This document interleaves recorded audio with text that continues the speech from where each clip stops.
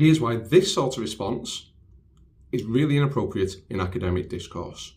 Sometimes, when you give a descriptive or interpretative account of a religious tradition, a philosophical tradition, what the texts say, what the main players argue, you will get pushback from people who want to appeal to personal enlightenment, credentialism, or inner experience.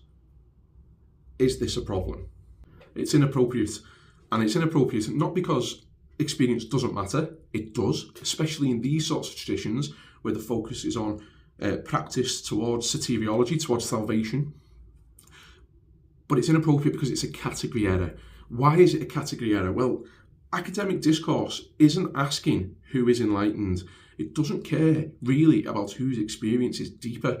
What we're trying to do here is ask, what do these traditions claim?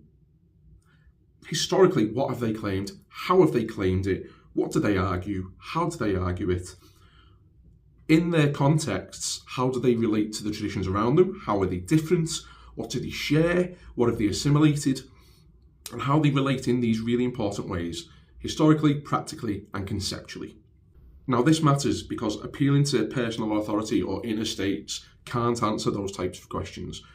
It's asking a different type of question, and in some ways, it's avoiding the nitty-gritty of the work, full stop. So it just changes the subject, it moves the goalposts, and it makes good faith dialogue almost impossible. And those of you who've seen the stuff from this morning will understand what I'm getting at. Now, I get a lot of pushback like this. Well, this theorising is pointless. You need to go and meditate. That's not true. This theorising isn't pointless. If it was pointless, these masters wouldn't have written the stuff down. And the fact of the matter is that we have pramanas, the accepted means of knowledge.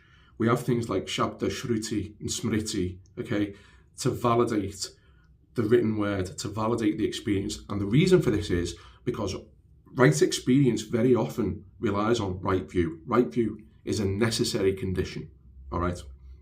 And to disregard that is really to throw the baby out with the bathwater. So, history, philosophy, religious tradition studies, they aren't adjudicated by personal attainment. It doesn't matter if you've got a degree in psychology.